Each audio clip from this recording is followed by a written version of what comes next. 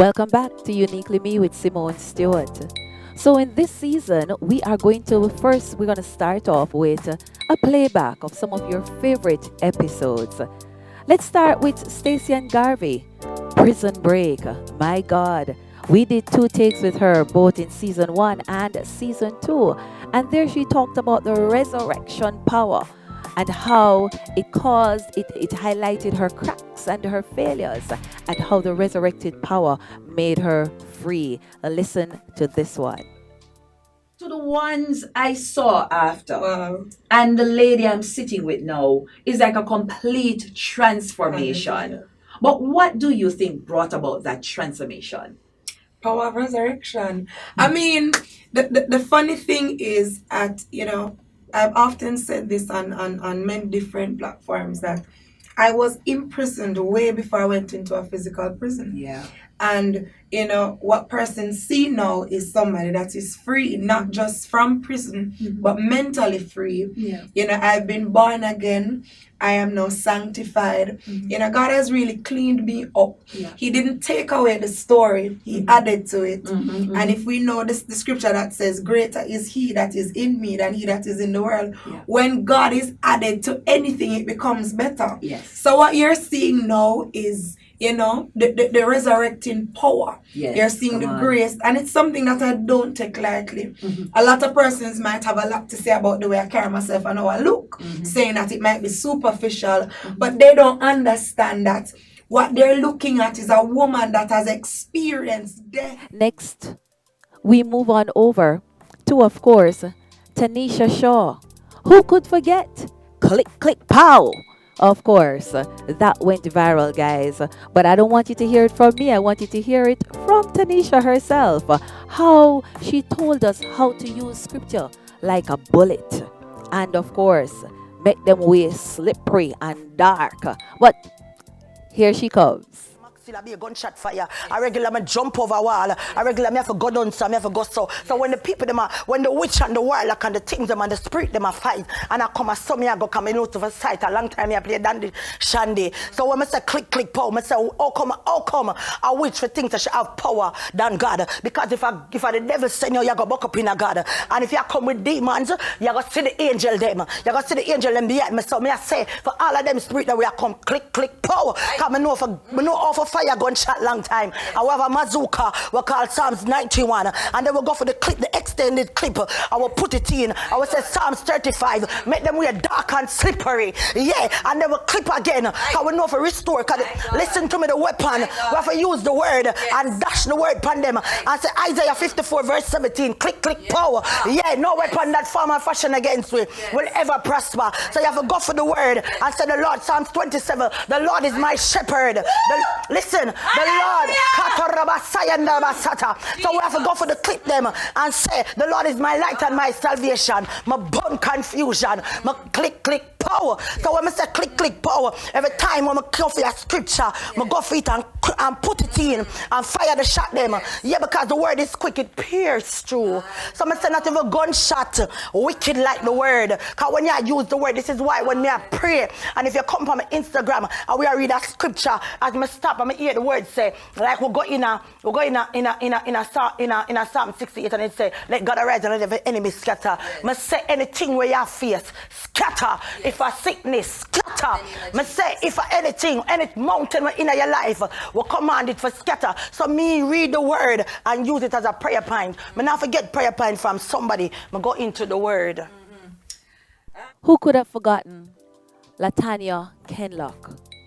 So we've heard so much about witchcraft and everything demonic, but it was something else to have heard it from Latanya herself. My God, her aunt, her grandmother, for want of a better word, working obeah.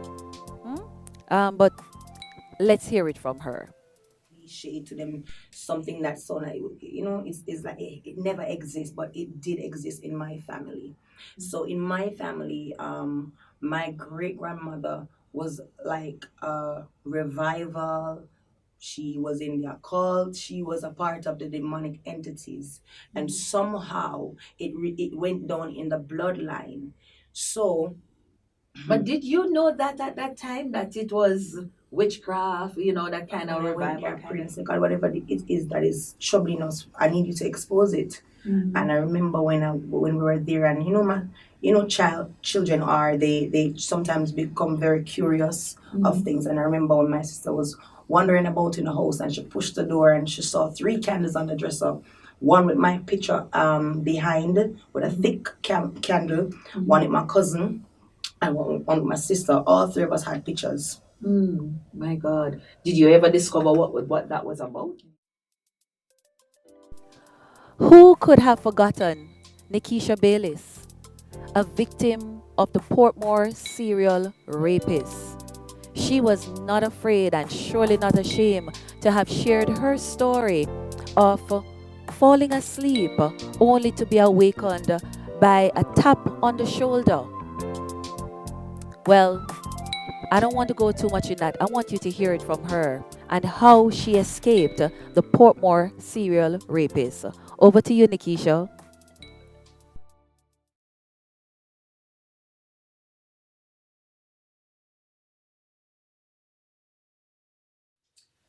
Well, I was the 12th victim of the Portmore serial rapist. Yeah. I remember laying there, and he was, doing what he came to do.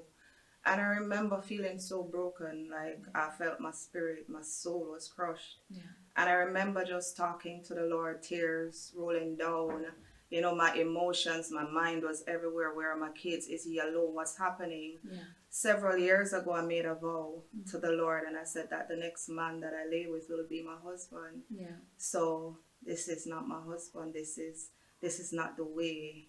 This is not the way. Mm-hmm. And I remember just speaking to God in that broken place and saying, is this really how my wait ends? And he said to me, put your legs, if I can be as transparent, put your legs over your head. And in that moment, all strength left me, and I felt myself giving up, because it was me and him alone in the room. There's nobody coming to rescue me. And I heard a soft, still voice say, run. Yeah. And as soon as I heard that voice say, run, Simone, something, someone, some power pushed me off that bed. And as soon as I got up, I fell. Yeah. And I heard the soft, still voice came back and said, keep going. And I ran out. Guys, the truth is, there are so many guests, so many stories, and so the truth is, time would not allow me to tell you all about them. But do you remember Beverley Walters? Her story of being molested at age 6 to 9 by 3 different men. And it didn't stop there. She went into prostitution. She was involved in being human trafficked. And there's so much more. But I'll allow Bev to tell you all about it. As early as age 6, where I was like a very small child. Any parent that would want to have. Yes. So I remember at early as age 6, I started having like a trauma in my life very early at age 6, where 3 different men in my community started having sexual intercourse with me. One which was a family member, and I lived in this for 9 years because each one told me that if I ever told anyone about what they did to me, then my life would be end. So I started falling grades in school. I started peeing my bed. I was going through so much brokenness in my life. I felt like I was in a world to myself. My family member was catch in the act. So my family member told me that he could not put my perpetrator before me. I live with this in disguise. I live with this in turmoil. I felt so broken. I felt so rejected when my family member told me that I could not be put before my perpetrator. So I was going through high school. I failed all my exams. I feel belittled because even after leaving high school, I was told that I could not get through to college or any institution. So I remember that I tried to reach out to the owner of the youth service program, and after I put in my application, I was told that I was rejected because I didn't have the proper qualification to fit that program. So I still was insisted on getting on the program. So after I was accepted on the program, I remember the nurse that was on the institution at the program, she tried to reach out to me. And because I was going through that season in my life, I was even afraid to talk to persons about it. So she recommended me to see the person that was in charge for the program. So they recommend me to see a psychologist. And I was going to that psychologist like for 6 months, and the psychologist was diagnosed me with like different type of prescription that I was ill, and I refused to take them because I know that I was not mad. So I lived with this for years. I lived with this for years of my life. Lastly, guys, and last but surely not the least, Marsha, Prophetess Marsha Brown. Well, listen, she told me, she helped me to understand the whole matter of the chrome body. Well, we call it bleaching, but she helped us to understand the whole matter of chrome body.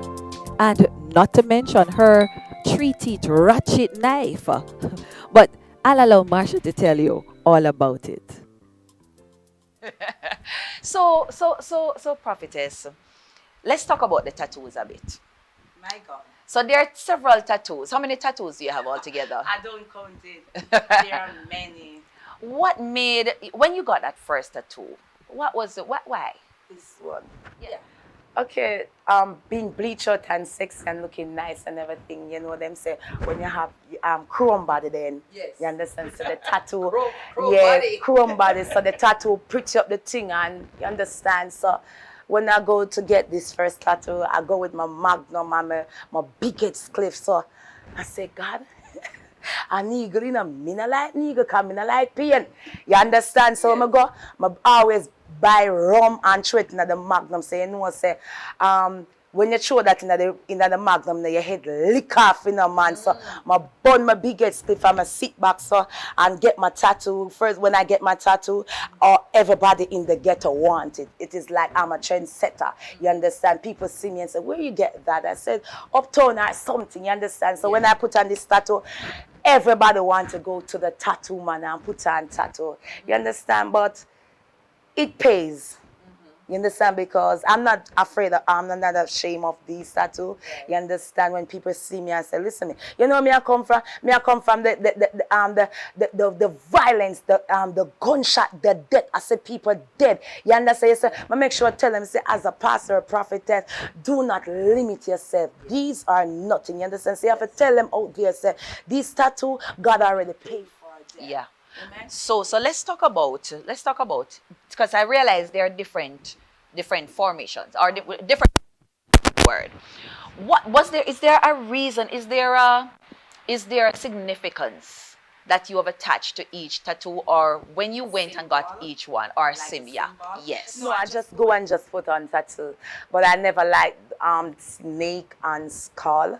You understand? Never like it. I just always put on tattoo album because when I wear like short dress and sexy and I have my hip and my band the legs, them it's like I want to always muggle, you know, them, you understand, and my eyelash and tall hairs and fingernails and all of those things.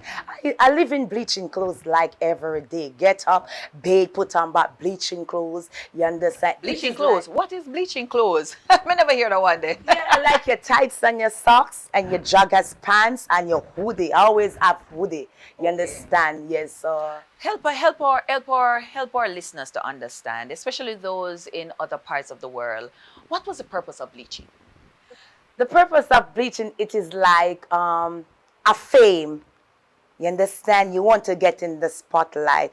Yeah. Don't get me wrong, you know, I never see myself beautiful, you understand? I see myself as like, you know, I want to be like, I don't see myself be like other. I just want to be just looking nice, you understand? When I go to party, Selector always bigging up my name because the way I dress and unique myself, you understand? Sometimes when I even go to town, buy the little cheap clothes, and okay, the people say their things, but you have to know for pretty up your things, you understand? Because you have the color and anything where you put on, you understand? Even I don't do my hair sometimes and I have on the eyelash and I go to town, guys will say, oh, you just looking nice without hairstyle. And I said, thank you. You understand? So it's like, I never download myself. You understand? I always just want to just look different. So it wasn't. So it's not a matter that it was a self-esteem issue. No, It's not for me. Not for you. No. It's a matter that it's I want to showcase what I have. Yeah. And these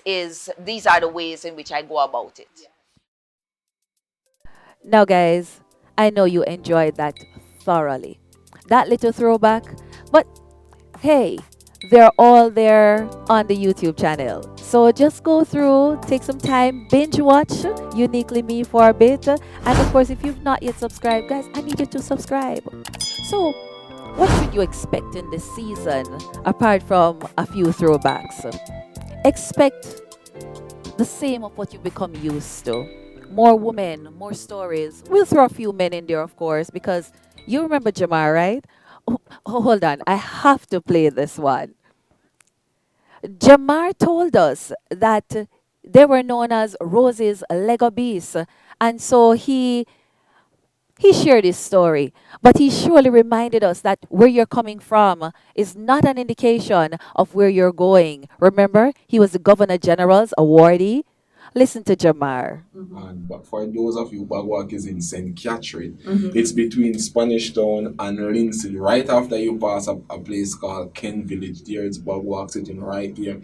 And so I grew up in a big board house. That house was built 30 years before I was born. Okay, now a board house. Yeah, a board house. And it was catch and 4 blocks. So we used to have a thing called cellar. We have to have the wooden floor, and sometimes when we walk, we used to fall through the floor.